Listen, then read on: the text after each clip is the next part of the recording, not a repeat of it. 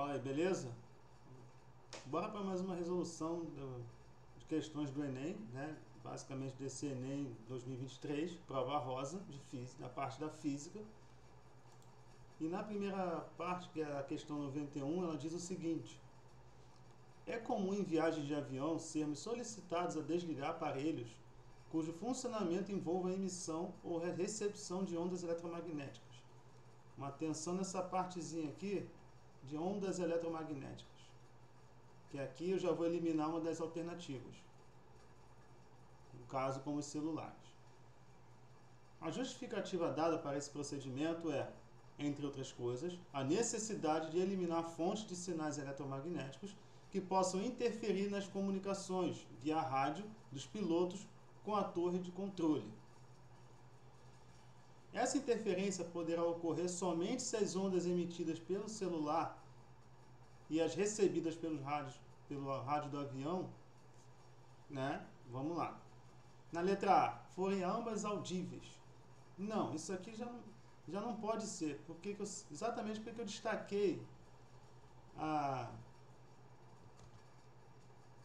destaquei a parte de ondas eletromagnéticas. Porque justamente onda audível não é eletromagnética, é mecânica. Então, a letra A não serve. Letra B, se tiver a mesma potência. Não, a potência tem a ver com a intensidade, né, com a amplitude. E não é pela amplitude que você tem interferência de ondas, no caso das ondas emitidas, tanto pelo celular quanto pelo rádio. Então, se estou falando de potência, não serve, também a intensidade não serve, né, já que eu estou falando da mesma coisa. Elas se propagam com velocidades iguais, já que estão indo pelo ar, né, ambas, no caso.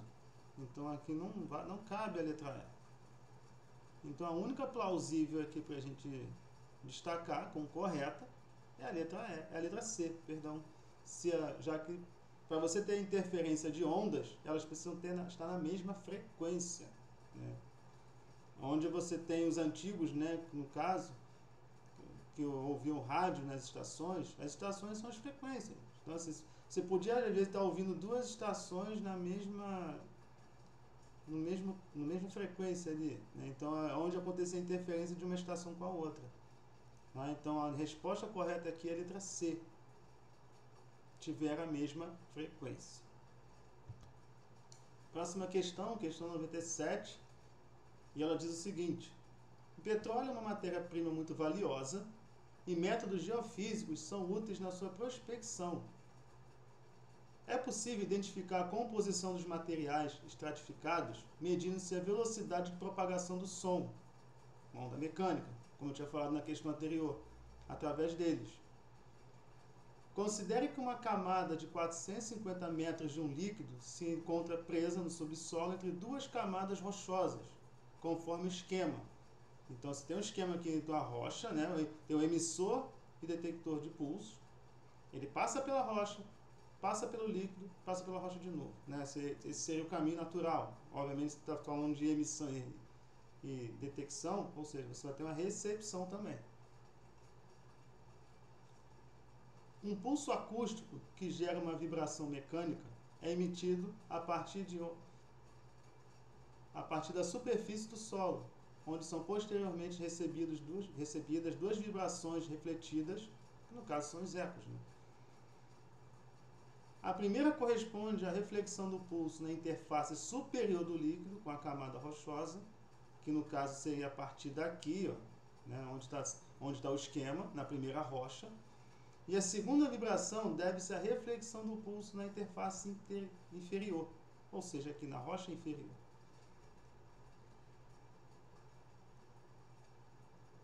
O tempo de emissão do pulso e chegada do primeiro eco é de meio segundo. O segundo eco chega a 1,1 segundos após a emissão do pulso. Então aqui você tem uma diferença de tempo, né? Você tem uma variação temporal aqui. Que no caso seria o segundo tempo de emissão menos o primeiro. Isso aqui caberia em 0,6 segundos. Beleza. A velocidade do som na camada líquida em metros por segundo é de quanto? Olha só, se você tem uma emissão e uma recepção, a gente está falando de uma reflexão, certo? Então, se é uma reflexão, esse pulso ele emite 450 metros e vai refletir 450 metros, certo? Então, você entende que esse ΔS aqui seria 2 vezes esse caminho. Já que percorreu 450 na ida, na volta também os mesmos 450. Então, você vai ter 900 metros. Certo? Logo, deixa eu fazer uma divisão aqui para a gente ter mais uma organização. Então, se ele quer a velocidade, é a variação da distância pela variação do tempo. Ou seja, você vai ter 900 metros por 0,6 segundos. Dividindo um pelo outro, né, você vai ter 1.500 metros por segundo, que é a nossa resposta da letra D.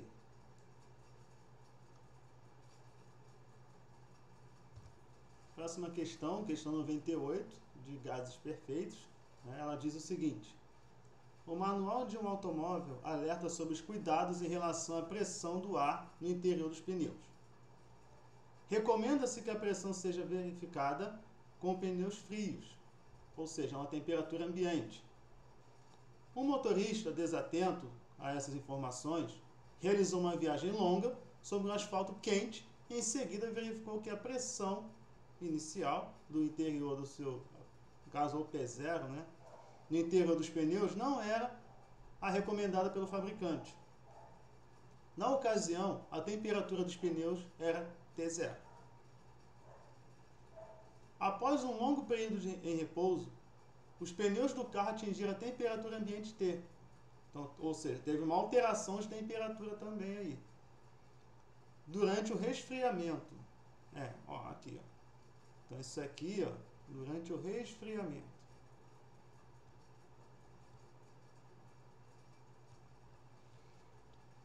Não há alteração de volume dos pneus.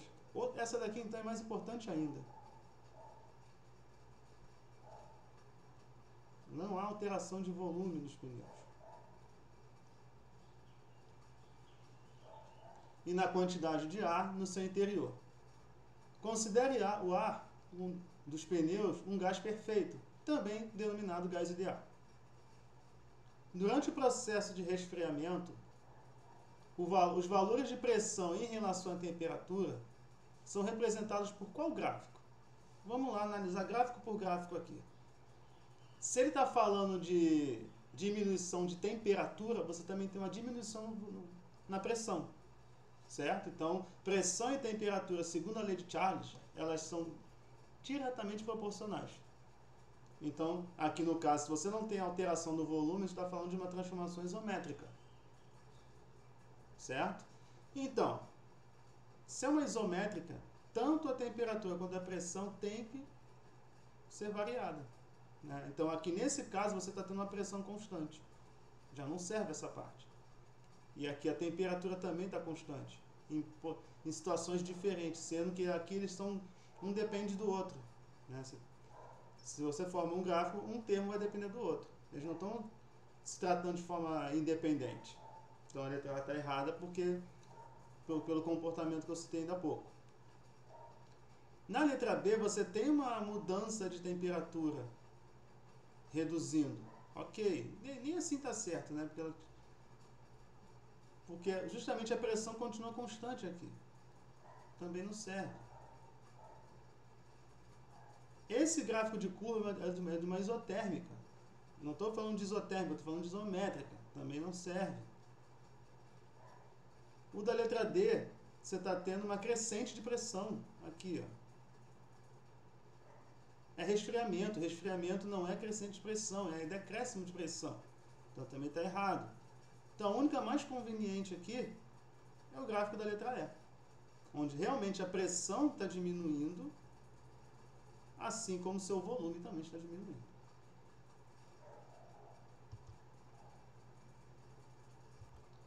Vamos lá, próxima questão, questão 103, ela diz o seguinte: uma concessionária é responsável por um trecho de 480 km de uma rodovia. Então, lá, a primeira informação que a gente tem aqui. Vou destacar assim que é melhor. Nesse trecho foram construídas 10 praças de pedágio. Informações importantes aqui. Onde funcionários recebem os pagamentos nas cabines de cobrança. Também existe o serviço automático, em que os veículos providos de um dispositivo passam por uma cancela, que se abrem automaticamente, evitando filas e diminuindo o tempo de viagem.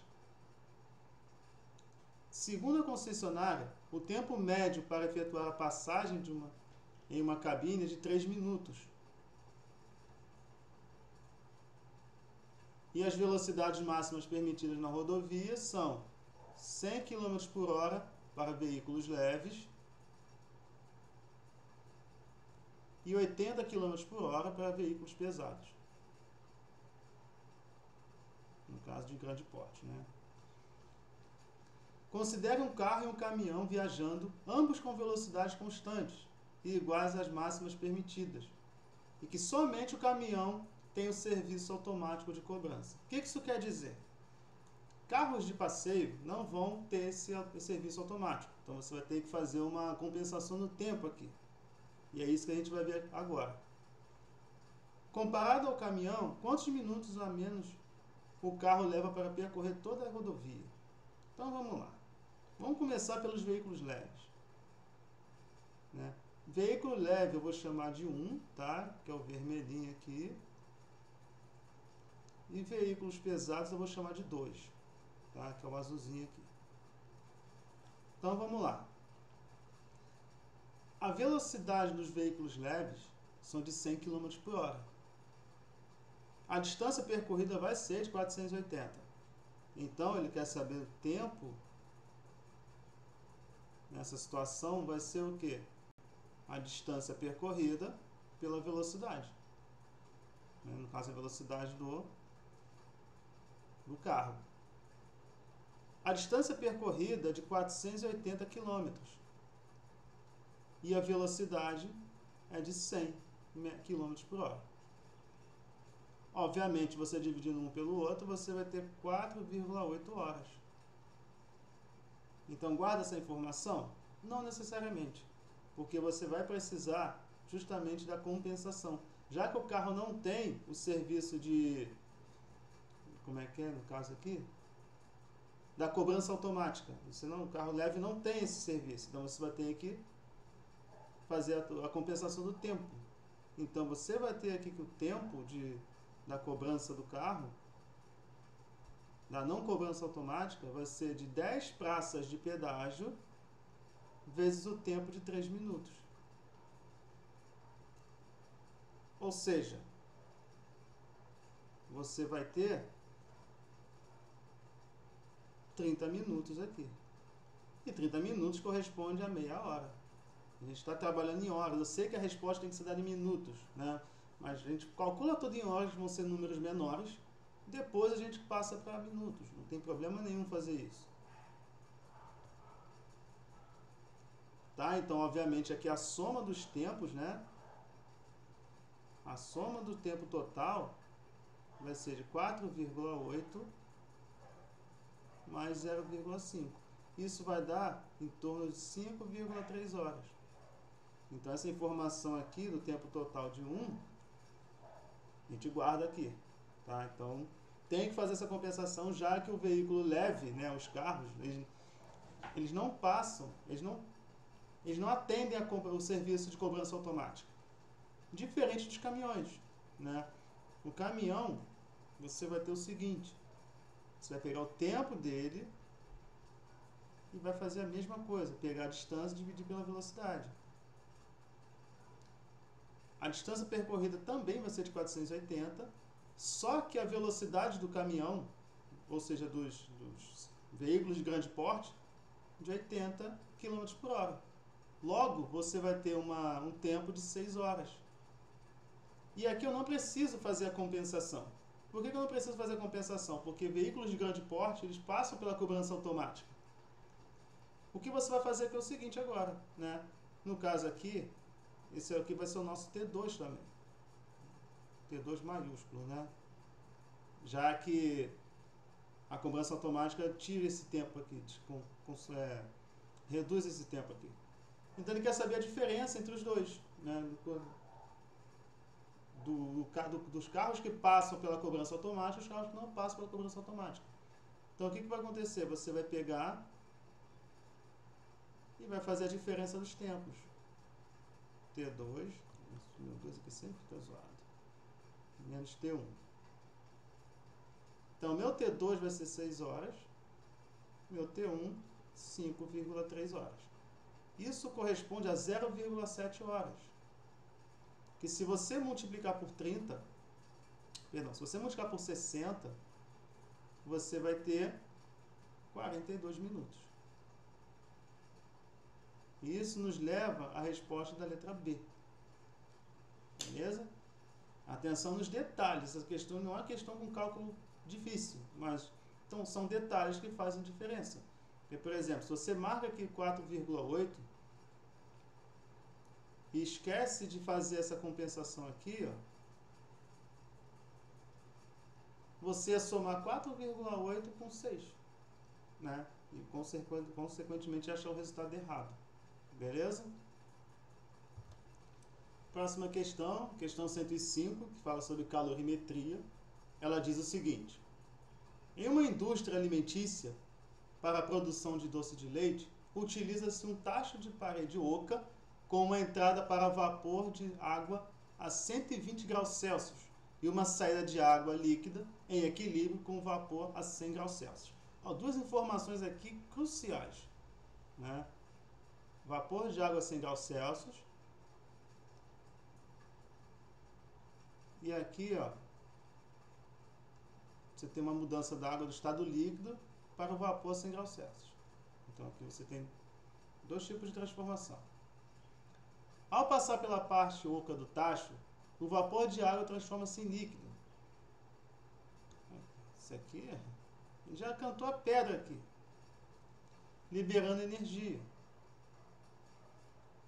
A parede transfere essa energia para o interior do tacho, resultando na evaporação da água e consequente concentração de produto. Perdão. Então aqui está falando de processos, né? No processo de concentração do produto é utilizada energia proveniente. Vamos lá. Então, ele tinha água em vapor a 100 graus Celsius e ela mudou a vapor ainda, ela tinha vapor de água a 120 graus Celsius e transformou esse vapor ainda em 100 graus Celsius. Você não teve mudança de estado físico, você teve mudança de temperatura. Então, quando você tem mudança de temperatura, é calor sensível. Tá? Então, se é calor sensível, aqui já de cara, você já elimina que só tem calor latente. Não, isso aqui não existe. Você tem os dois processos aqui. Do calor latente de condensação. Não, ele começa com calor sensível. Então aqui você não tem também essa. Então você vai ficar obviamente entre as duas aqui. Então sabe que a primeira é calor sensível, porque teve mudança de temperatura. E ao passar pela parte oca do tacho, o vapor de água transforma-se em líquido. Você passar do estado de vapor para o estado líquido é condensação ou liquefação. No caso, como ele deu condensação, você vai ficar com a letra D. Que ele começa com calor sensível, mudando a temperatura, depois ele muda o estado físico, que é calor latente. Beleza? Próxima questão, 107. Lei dos gases, né? Também. Ela diz o seguinte: de acordo com a Constituição Federal, é competência dos municípios o gerenciamento dos serviços de limpeza e coleta de resíduos urbanos, o lixo, né?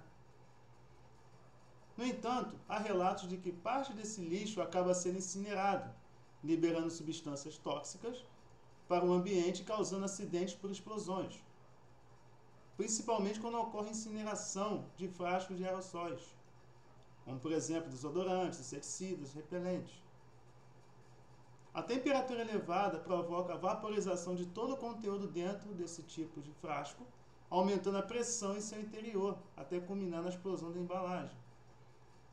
Em termos de cálculo, esse texto aqui não tem relevância, né? Mas ele tem relevância sim na parte da conscientização, né? Que o ideal é você colocar esses frascos em uma coleta seletiva, exatamente para evitar esse tipo de problemas. E sim, esses problemas são reais.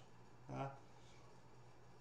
Suponha que o frasco metálico de aerossol, de capacidade igual a 100 ml, contém 0,1 mol de produtos gasosos a uma temperatura de 650 graus Celsius no momento da explosão. E ele está dando aqui a constante dos gases perfeitos, né? Então, 0,082 unidades do SI. SI não, unidades recorrentes da questão pedida. A pressão em ATM, no caso, dentro do frasco, no momento da explosão, é mais próxima de quanto? Então, você não vai ter um valor preciso aqui, você vai ter um valor próximo aqui. Então, a primeira dica que eu dou aqui nesse caso é esse 0,082.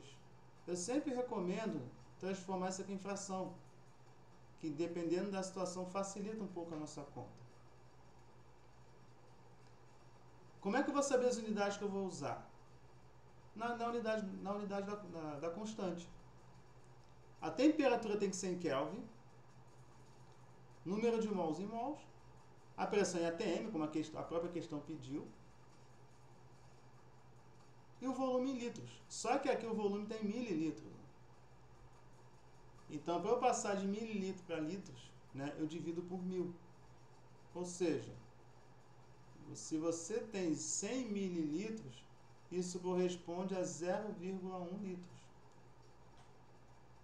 Tá? Então, pela fórmula da equação de Clapeyron, você vai ter que pressão e volume é necessariamente igual ao número de mols, a constante e a temperatura. Sendo que a temperatura também não pode ser em graus Celsius, tem que ser em Kelvin.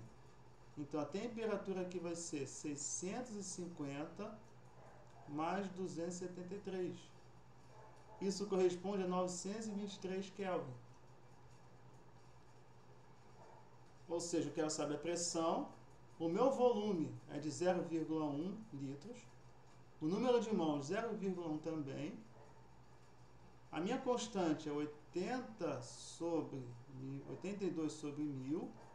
Coloquei na forma decimal, que é melhor, na forma fracionária, que é melhor. Mas quem consegue fazer pela forma decimal, tudo bem também. Tá? Não tem problema, mas você vai chegar no mesmo resultado. E a temperatura, 923 Kelvin. Então aqui de cara, a gente já elimina o 0,1. A gente não vai ter mais divisão nesse sentido, né? De passar para um lado para o outro. Então você tem que a pressão vai ser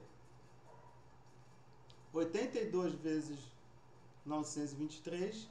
Se eu não me engano, isso aqui dá 75.686.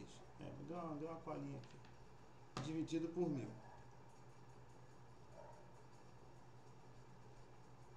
Então, isso está em torno de 75,7. Aproximando, né? Já que a vírgula vai parar aqui entre 5 e 6. O número depois da vírgula é maior que 5, arredonda para uma unidade. Então, isso aqui, aproximando mais ainda, né? Dá em torno de 76 ATM, que nos dá a resposta da letra C.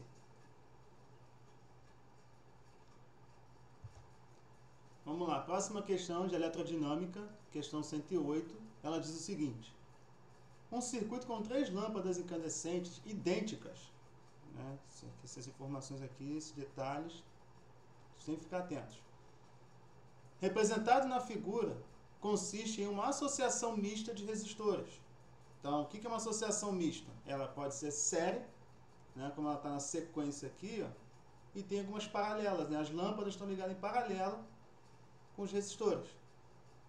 Isso é uma associação mista.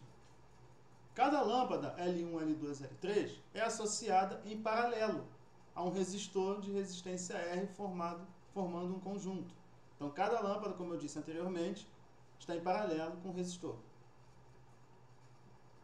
Esses conjuntos são associados em série, tendo todas as lâmpadas o mesmo brilho quando ligadas à fonte de energia. Ó. Então, se elas têm o mesmo brilho, quer dizer que elas têm o mesmo valor. Após vários dias de uso, apenas a lâmpada L2 queima. Ó. Saco essa daqui. Enquanto as demais permanecem acesas. Em relação à situação em que todas as lâmpadas funcionam, após a queima da lâmpada L2, os brilhos das lâmpadas serão os mesmos? Obviamente que não. Por quê? Se você queimou essa lâmpada aqui, ó, aqui você aumentou a resistência do circuito. Então, se você aumentou a resistência, você consequentemente diminuiu a corrente. E diminuindo a corrente, você também diminui o brilho. Certo? Então, se você diminuiu a corrente, diminuiu o brilho, e as lâmpadas são iguais, ambas vão ter menos intensidade. Né? Se elas fossem diferentes, aí poderia, de repente, ser a letra D, né? Dependendo da configuração das lâmpadas. Mas como elas são idênticas, uma delas queimou e aumentou a resistência porque tem mais resistores do que lâmpadas, então a resposta mais cabível é que é a letra C. Vamos lá, continuando aqui na questão 109, ela diz o seguinte: uma equipe de segurança do transporte de uma empresa avalia o comportamento das tensões que aparecem em duas cordas, 1 e 2, usadas para prender uma carga de massa de 200 kg na carroceria, conforme a ilustração. Então, vocês percebem que você tem um caminhão aqui, você tem uma carga com 200 kg de massa, presa a duas cordas 1 e 2. Quando o caminhão parte do repouso, sua aceleração é constante e igual a 3 metros por segundo ao quadrado. E quando ele é freado bruscamente, sua frenagem é constante e igual a 5 metros por segundo ao quadrado. Então, olha só. Esse aqui é o valor da aceleração e esse aqui é o valor da desaceleração. Tá?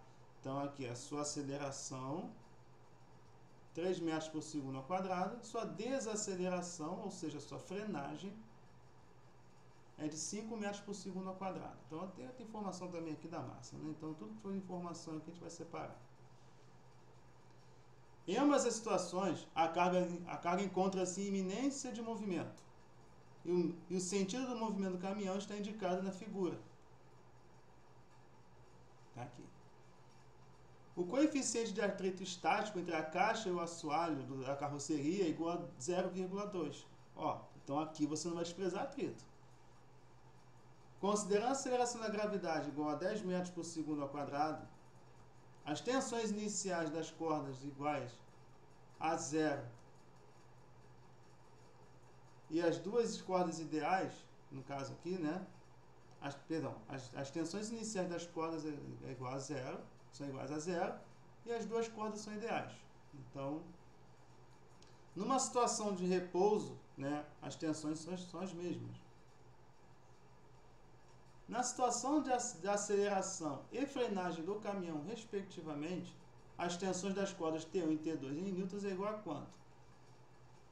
Então, olha só, você vai ter que dizer o seguinte, você vai ter que calcular a força de tração nas cordas T1 e T2 quando o carro está acelerando e quando o carro está desacelerando. Percebe que a questão te deu uma informação interessante aqui? Ela falou que as tensões iniciais das cordas são iguais a 0. As tensões iniciais é quem? T1. Então, T1 sendo 0, aqui, automaticamente o outro vai ser o T2. Então, se você tendo T1 igual a 0 e T2 igual a 0, né, que é o que a questão nos ofereceu aqui, T1 inicial, T2 inicial igual a 0. Então, aqui você já elimina No caso aqui, a letra D e a letra E.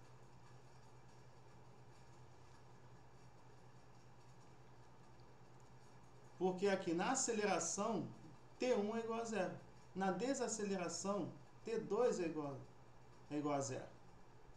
Então, você vai ter que achar o T2 na aceleração e o T1 na desaceleração. Então, o que a gente vai ter que fazer? Eu vou chamar de vermelho na aceleração e o verde na desaceleração. Então, na aceleração, o que a gente tem de força, né? Na aceleração, você tem um vetor apontando para lá, vetor aceleração. Isso não ficou legal não, deixa eu mudar a cor aqui. Vetor aceleração, ele aponta para o sentido do movimento, certo? Então, as forças que atuam nesse bloco aqui é o T2, é a força de tração e a força de atrito.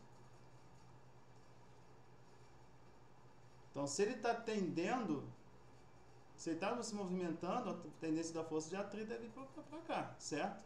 Então, você tem aqui força de tração 1 e força de atrito 1.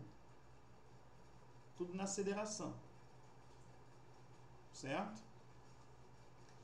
Então, de acordo com a segunda lei de Newton, vou fazer de vermelho aqui que é melhor. Deixa eu só tirar aqui o vetor. Isso. Então, pela segunda lei de Newton, a força resultante é a massa vezes a aceleração. Lembrando que tudo que for de vermelho vai ser acelerado, tudo que for de verde vai ser desacelerado. Então, eu não vou ficar fazendo 1 e 2, vou fazer pela cor, tá? Então, as forças atuantes aqui é a força de tração, no caso a força de tração 2, né? Que é da corda. Botei 1 aqui, mas deixa eu apagar para não ficar confuso.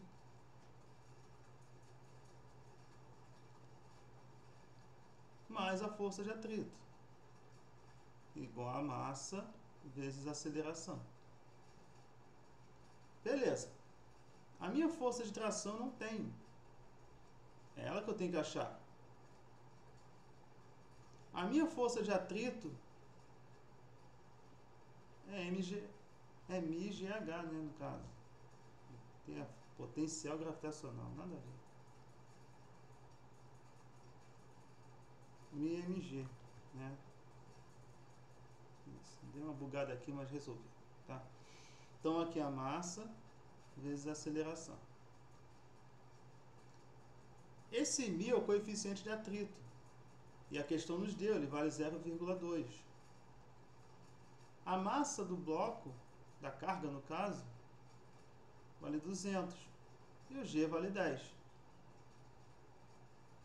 Consequentemente, a massa também daqui vai valer 200. E a aceleração, 3 metros por segundo ao quadrado. Então, você vai ter aqui, ó, T2, que é igual a 0,2 vezes 200 vezes 10, dá 400. E desse lado aqui você vai ter 600. Logo, você vai ter 600 menos 400, e vai dar 200 newtons. Tem que melhorar esse meu 2 aqui. 200 newtons. Então, com T2 sendo 200 newtons, então a letra C você já elimina. Porque aqui a letra C, o T2 está marcando 600. Né? Então, não adianta a gente ficar guardando caixão aqui com a resposta. Já na outra parte, na desaceleração, né? A desaceleração ele aponta para cá. E aqui você tem as forças de tração e a força de atrito. Todos para o sentido de lá. Então, como está todo mundo no mesmo sentido, não precisa ficar colocando aceleração negativa, né? Isso é quando você coloca a resultante de todo mundo aqui. Aí eu teria que colocar os sinais aqui correspondentes. Beleza? Então, vamos continuar aqui. que a força resultante, deixa eu tirar o vetor daqui, que a força resultante ela também é a massa vezes a desaceleração, certo? Então você vai ter aqui a força de tração na corda 1 mais a força de atrito, M vezes A. Então aqui a força T1 vai ficar μmg também, mesma coisa.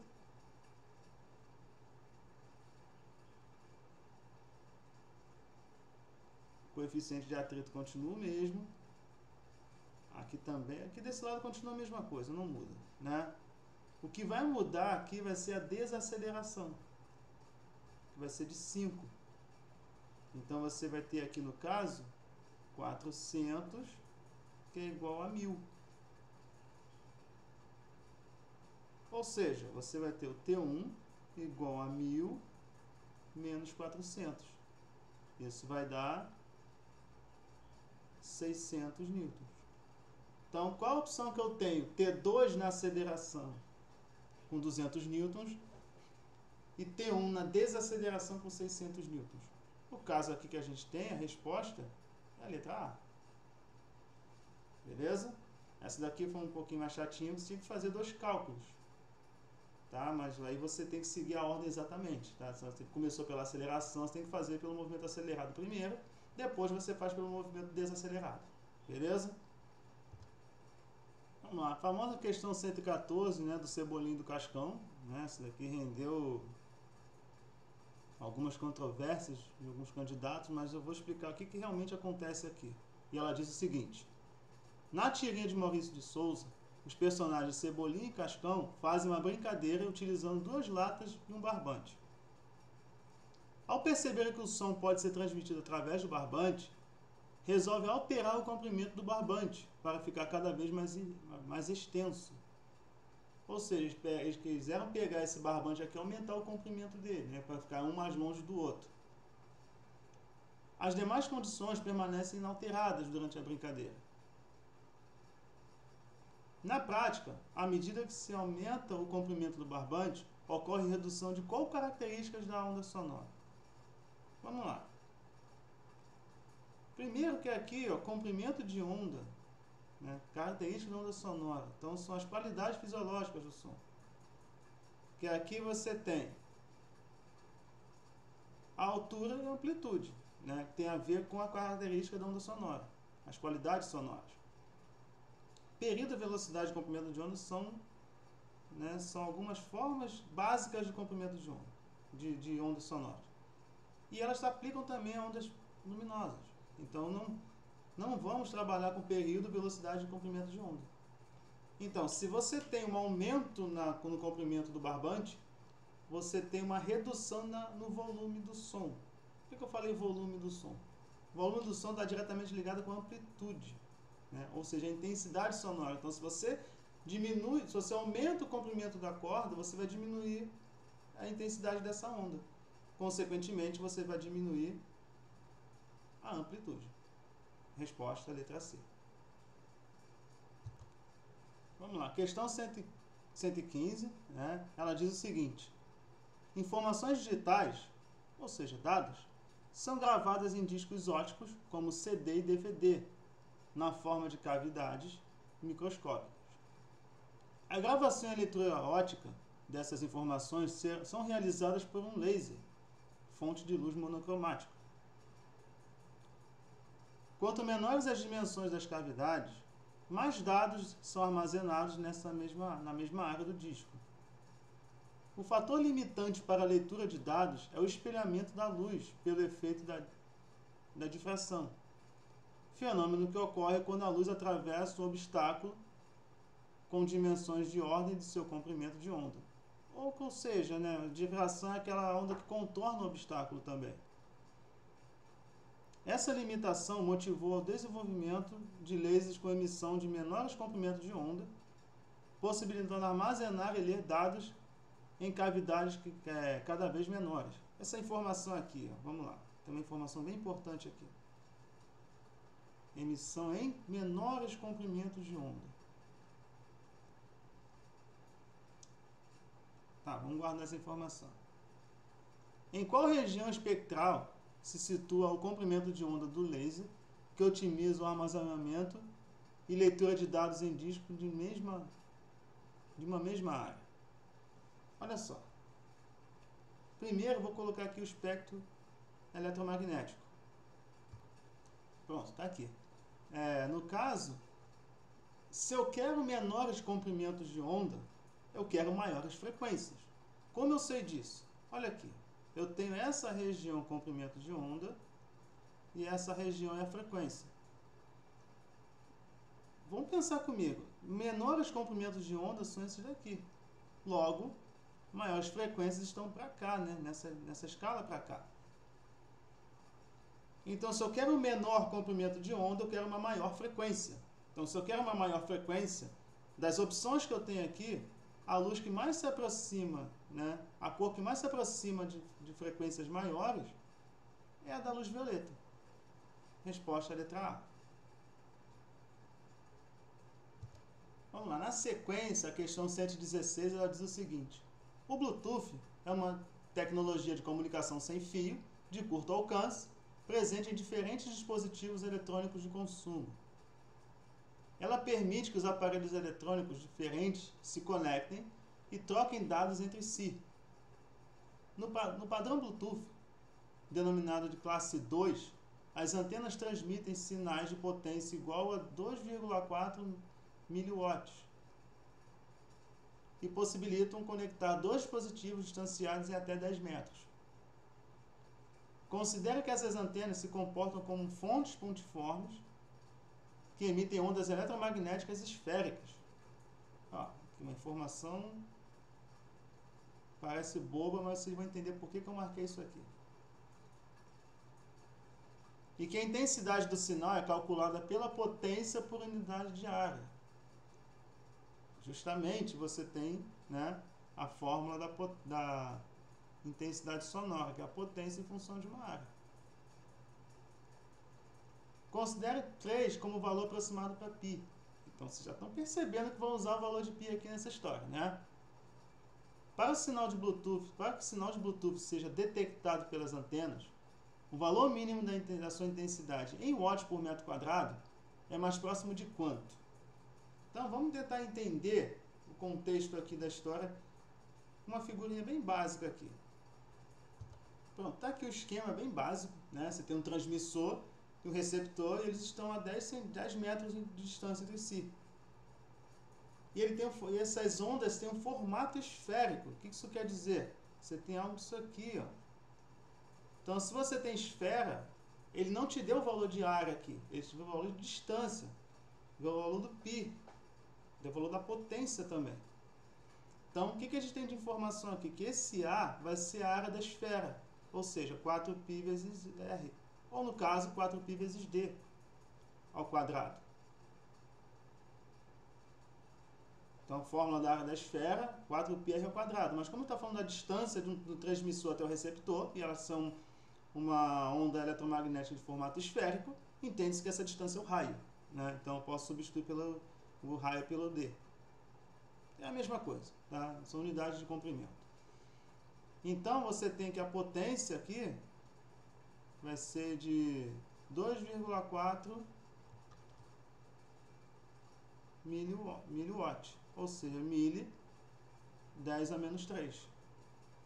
Então, meramente você vai aplicar a fórmula como ela tem que ser aqui. Vou fazer uma separação aqui só para não ficar zoado. Então, você vai ter que a intensidade é o que? A potência sobre a área. Ou seja, a potência sobre 4π d ao quadrado. Então, você vai ter aqui 4 vezes 3 vezes 10 ao quadrado, né? Tudo isso, vamos lá, sai, pronto. E a potência, 2,4 vezes 10 elevado ao menos 3. Certo? Aqui é o seguinte, deixa eu botar a vírgula aqui direitinho. Então, vai ficar 2,4 vezes 10 a menos 3 dividido por 12 vezes 10 elevado ao quadrado. Continuando aqui embaixo, a gente tem 2,4 vezes 10 a menos 3. Aliás, a gente pode fazer melhor aqui. Se eu andar com a vírgula para a direita, eu diminuo uma unidade no expoente. Certo? Então eu ficaria com 24 vezes 10 a menos 4. Ou, se eu preferir, eu posso andar uma casa para a esquerda, no denominador, e aumentar uma unidade no expoente. Tanto faz, tá, gente? Isso aí não quer dizer nada. Então vamos colocar aqui de forma inteira. Então, se eu andei uma casa para a direita, eu vou diminuir uma unidade no expoente. E aqui vai ficar 12 vezes 10 a menos 2.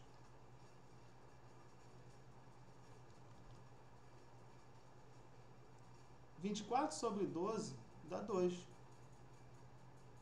E aqui eu tenho 10 a menos 4. Esse 10 elevado ao quadrado passa para cima com 10 elevado a menos 2. Ou seja, eu vou ter multiplicação de potência de mesma base.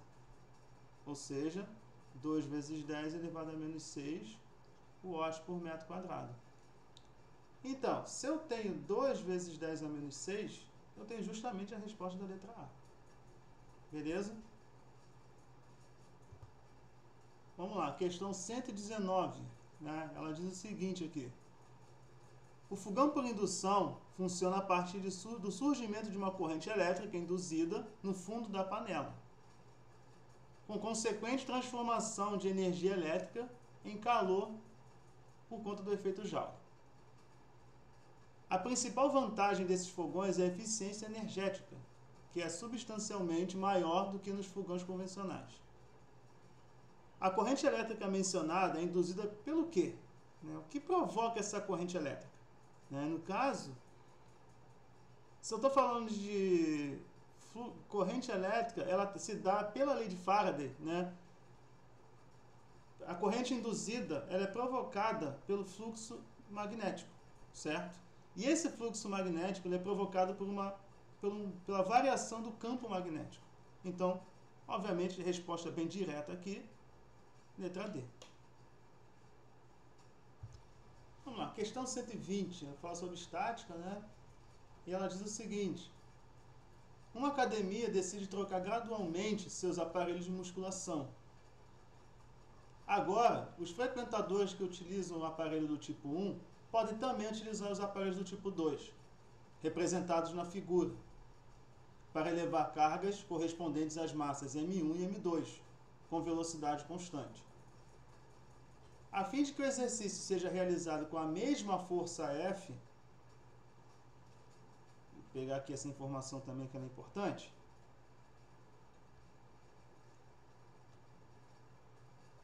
os usuários devem ser orientados a respeito da relação entre as cargas nos dois tipos de aparelhos, já que as polias fixas apenas mudam a direção das forças, enquanto a polia móvel divide as forças. Então vamos tentar depois diferenciar as polias fixas das móveis. Tem um macetinho aqui. Em ambos os aparelhos,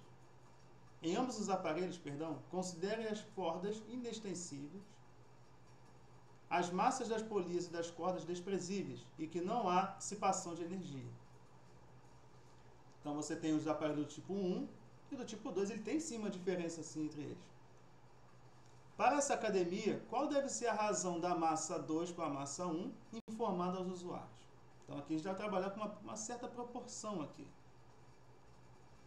Vamos pensar aqui o seguinte, no aparelho do tipo 1, eu tenho 3 polias fixas, ou seja, elas estão presas em um obstáculo. No tipo 2 você tem 3 polias fixas e uma móvel. Como é que eu sei que uma polia é móvel? Uma polia é móvel quando está presa uma parte dela no teto ou na parede, dependendo da posição que ela esteja, e uma outra parte da corda está presa a uma outra polia fixa, ou até mesmo uma móvel, está independente. Então a polia fixa ela está presa num lugar específico e a móvel ela está presa uma parte no obstáculo e outra parte na outra polia. Então ele disse que ele quer em função das mesmas forças. Então a fórmula da polia, né, a força exercida, que é igual ao peso dividido por 2 elevado a n. E esse n é o número de polias móveis, tá? Só trata-se da polia móvel, esse n aqui, não inclui uma fixa, senão vocês vão errar. Então ele está dizendo que a força aplicada em 1 tem que ser a mesma força aplicada em 2. Certo? Ou seja, M1 vezes G sobre 2 elevado a N, que no caso aqui, N é o número de polias móveis. E no aparelho do tipo 1, você não tem polia móvel. Então aqui vai ficar elevado a 0. Logo, M2 vezes G sobre 2 elevado a 1, já que eu tenho uma polia móvel aqui no aparelho do tipo 2. Então a gente já pode fazer os cortes aqui, ó. G com G, já que é o mesmo local, vai ser a mesma gravidade. Então você vai ter aqui M1, né, no caso, sobre 1, já que qualquer número natural elevado a 0 dá 1. Então você tem M2 sobre 2. O que a questão me quer é justamente M2 sobre M1. Então eu vou simplesmente trocar o M2 com o M1 de posição. Então vai ficar M2 sobre M1. Gente, é justamente o que a questão me pediu. M2 sobre M1 dá 2. Então a resposta é a letra D. Vamos lá, a nossa última questão de física é a questão 129, e ela diz o seguinte: um professor lança uma esfera verticalmente para cima, a qual retorna depois de alguns segundos ao ponto de lançamento. Em seguida, lista em um quadro todas as possibilidades para as grandezas cinemáticas. Ou seja, quais são essas grandezas cinemáticas? Velocidade e aceleração. Então, com a velocidade, o módulo dela vai ser diferente de 0 quando ela estiver para cima e para baixo, e foi igual a 0 quando estiver indefinido. E na aceleração, a mesma coisa, né? Quando estiver diferente de 0, é definir para cima e para baixo, e 0 com indefinido. E aqui ele dá uma informação, né? Que as grandezas com módulo nulo não tem sentido definido. Né? E aí tudo bem. Ele solicita aos alunos que analisem as grandezas cinemáticas no instante que a esfera atinge a altura máxima. Aqui. Aqui vai estar o mapa da mina.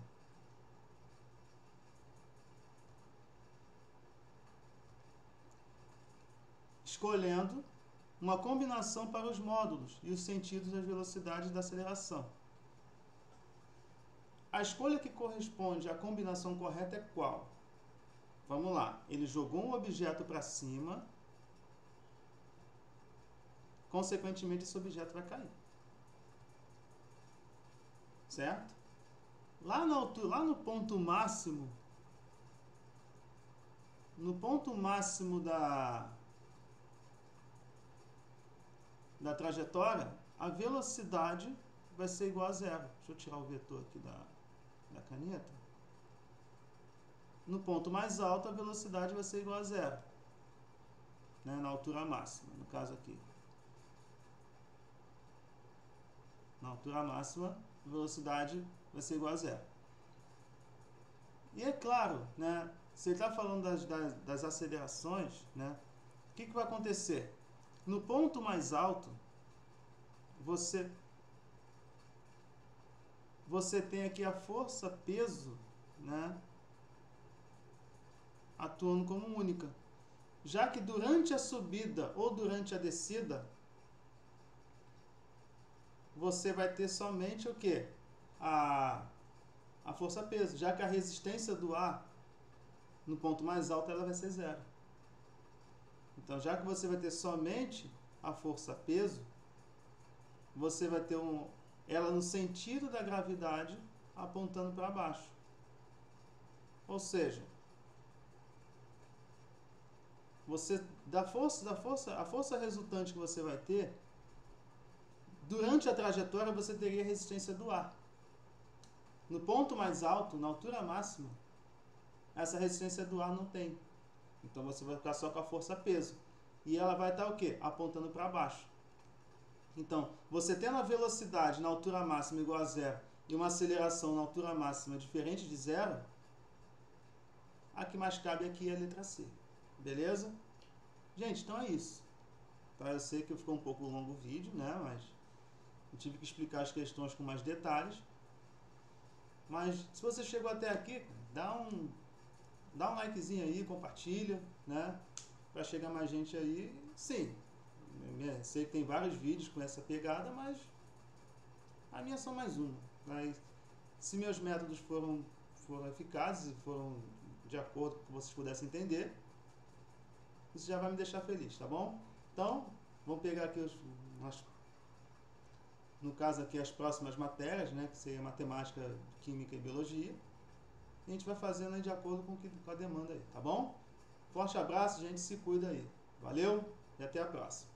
Fui.